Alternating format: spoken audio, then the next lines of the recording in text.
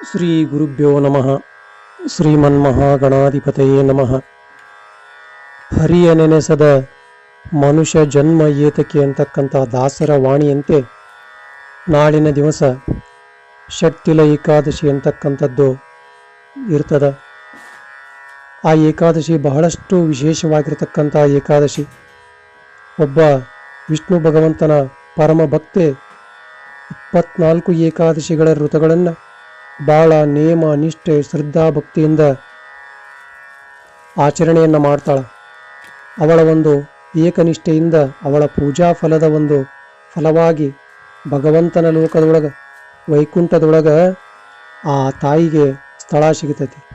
ಆದ್ರೆ ಆ ವೈಕುಂಠ ಲೋಕದೊಳಗೂ ಸಹಿತ ಅವಳು ಗುಡಿಸಲದ ಮನೆಯೊಳಗನ ಇರ್ತಾಳೆ.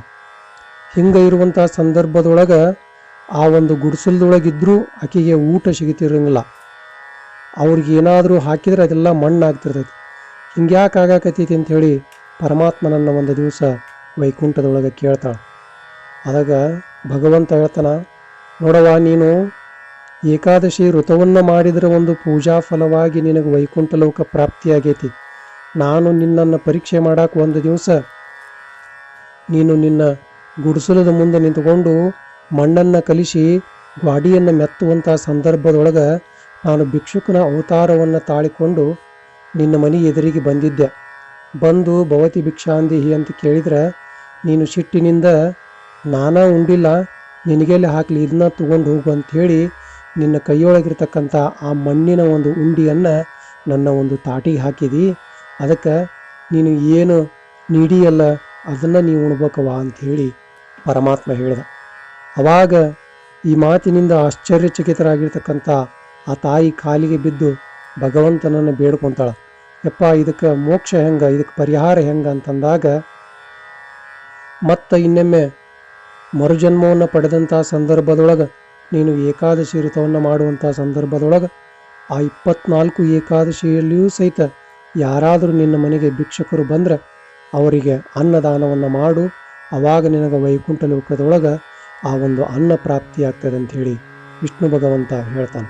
ಹಂಗೆ ಮುಂದೆ ಆ ಹೆಣ್ಣುಮಗಳು ಏನು ಮಾಡ್ತಾಳಂದ್ರೆ ಮತ್ತೊಮ್ಮೆ ಮಾನವ ಜನ್ಮವನ್ನು ತಳೆದುಕೊಂಡು ಬಂದಂಥ ಸಂದರ್ಭದೊಳಗೆ ಏಕಾದಶಿ ಋತುಗಳನ್ನು ಭಾಳ ನೇಮ ನಿಷ್ಠೆಯಿಂದ ಮಾಡ್ತಾಳೆ. ಆ ಪ್ರತಿಯೊಂದು ಏಕಾದಶಿಯ ಸಂದರ್ಭದಲ್ಲಿಯೂ ಸಹಿತ ಮನೆಗೆ ಯಾರಾದರೂ ಜೋಗಿ ಜಂಗಮರು ಭಿಕ್ಷುಕರು ಬಂದರೆ ಅವರಿಗೆ ಕರೆದು ಅನ್ನದಾನವನ್ನು ಮಾಡ್ತಾಳೆ.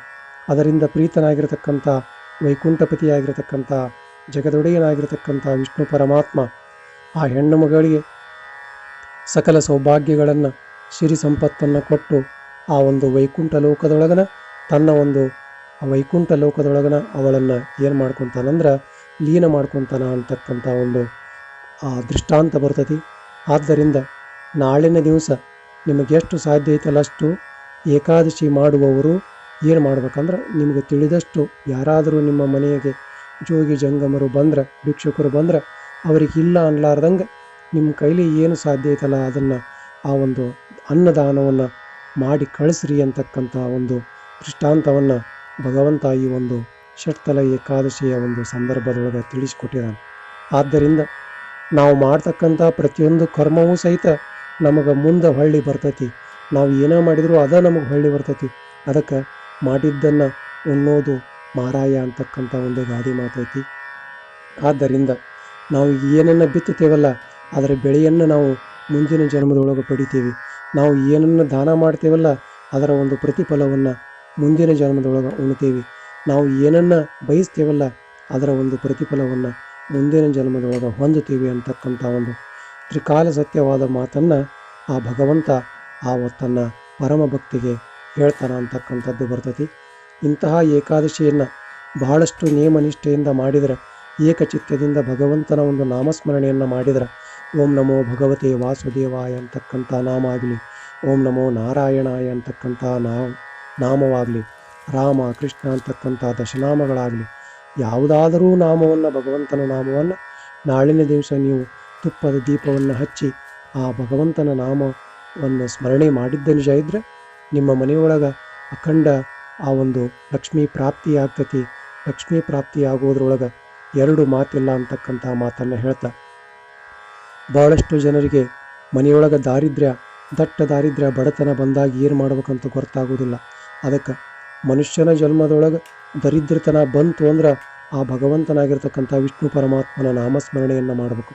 ಯಾಕಂತಂದ್ರೆ ನಮ್ಮನ್ನೆಲ್ಲರನ್ನ ಪರಿಪಾಲನೆ ಮಾಡ್ತಕ್ಕಂಥ ಕರ್ತವ್ಯನ ವಹಿಸಿಕೊಂಡಿರ್ತಕ್ಕಂಥವ ಯಾರು ಅಂತಂದ್ರೆ ವಿಷ್ಣು ಪರಮಾತ್ಮ. ಆದ್ದರಿಂದ ನಾವೇನು ಮಾಡ್ಬೇಕಂದ್ರೆ ಆ ಜಗತ್ತನ್ನು ಪರಿಪಾಲನೆ ಮಾಡ್ತಕ್ಕಂಥ ವಿಷ್ಣು ಭಗವಂತನ ಒಂದು ಆ ನಾಮಸ್ಮರಣೆಯನ್ನು ಮಾಡಿದರೆ ಲಕ್ಷ್ಮೀದೇವಿಯ ವರ ನಮಗೆ ಸಿಗತೈತಿ ಅಂತಕ್ಕಂಥ ಮಾತನ್ನು ಹೇಳ್ತಾ ಈ ನುಡಿಗಳನ್ನು ಗುರುವಿನ ಪಾದಕ್ಕೆ ಸಮರ್ಪಣೆ ಮಾಡ್ತಾ ಇದ್ದೇನೆ.